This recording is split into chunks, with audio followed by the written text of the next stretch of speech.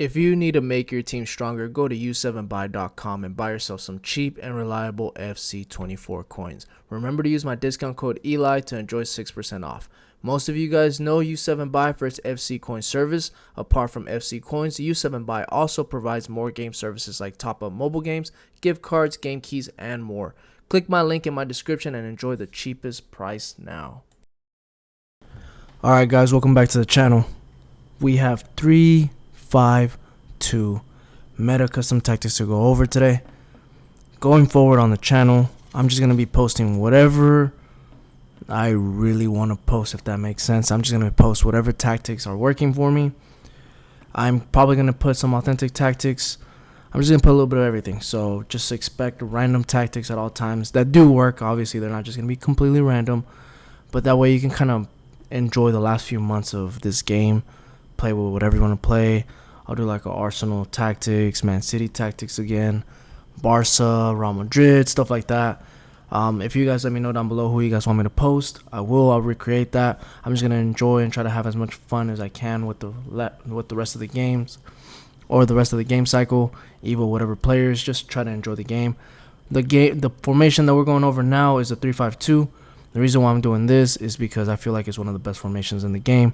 This formation right here, 3-5-2, has a little bit of everything. It has a 4-4-2 with a cam, 4-1-2-1-2 narrow with a right mid and left mid. Has a little bit of everything. You get to defend it with the 5 at the back. You have 2 CDMs for that cut passing lane instruction, so it helps you out a lot. And then you have this little triangle of death at the top. I used this formation last weekend. What did I get? I got 17-3 actually. I didn't do that good. The reason why is because I was trying to Evo this Greenwood guy. Excuse me. And I was playing at the very last minute. Like I was playing Tuesday night, and I had maybe 4 or 5 hours left to play. 17-3. It is what it is. My sister got married, so I had to spend some time with the family. Hence why I haven't been posting too much. I had family come over from all over the country. So we're here now. But let's get into the actual video. So 3-5-2. This formation is very good against any 5 at the back formation, by the way. Very good against a 5 at the back. It suffers against this formation sometimes 4-3-2-1 if your opponent plays like very fast, very pacey, and it will suffer against this formation 4-2-2. Those are the formations that I struggle with whenever I'm playing the 3-5-2.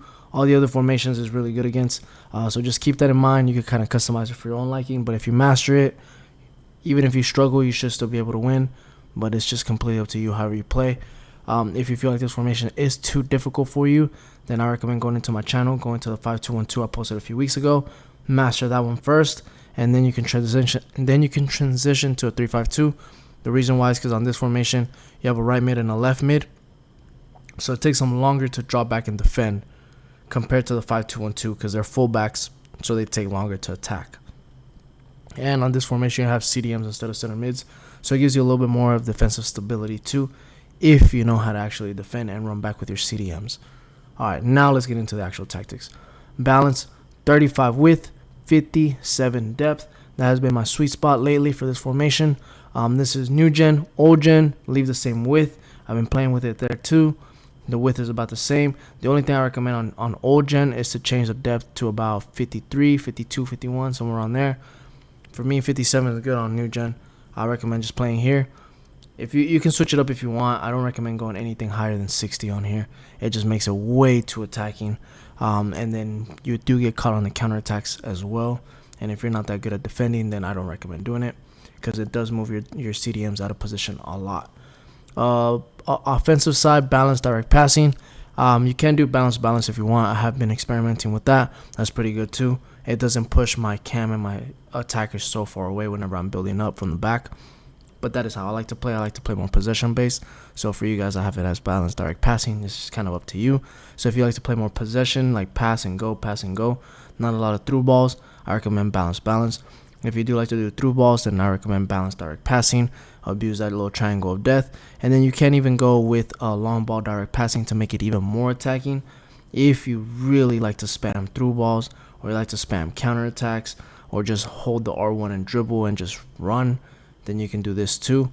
But for me, balance is the way to go. Balanced direct passing is what I'm leaving it as for you guys. With 53, whenever you are in game, you can turn on the D-pad tactics, the up arrow and then the left arrow for hug the sidelines. if you don't want to do, if you want to make it more wide, like if your opponent is playing like a formation that's very narrow, like if they're playing against it, if you're playing against this formation, which is one of the main formations everybody uses, or if they're playing with like this formation 4-1-2-1-2, then I recommend turning on hug the sidelines, so you can just kind of turn that off and on. If you don't know how to turn that on, then I'll go over an instruction right now in a little bit, so you can kind of customize it for your own liking. Players in the box 5, leave it there. Corners and free kicks 2-2, or you could do whatever you want. I've been experimenting with that. It's okay as of right now. Players and who goes where. I recommend your best center back to be in the middle. Your best ball playing center back, I should say.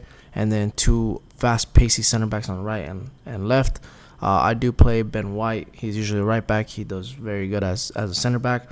So you can get away with players like that, like Ben White, Kyle Walker, Theo Hernandez, players like that. They can do a little bit of both. They're versatile. They can play as like a center back or like a right back. That way, if you need to transition to another formation, then you can just move this person to a right back or left back. I recommend having 1 CDM and 1 box-to-box center mid. So for me, I have Declan Rice, one of the best CDMs in the game for me, and Kai Havertz, exceptional box-to-box center mid. If you guys have ever played with Kai Havertz, you know how good he is. But my team is probably a little outdated now for everybody else, but I don't care.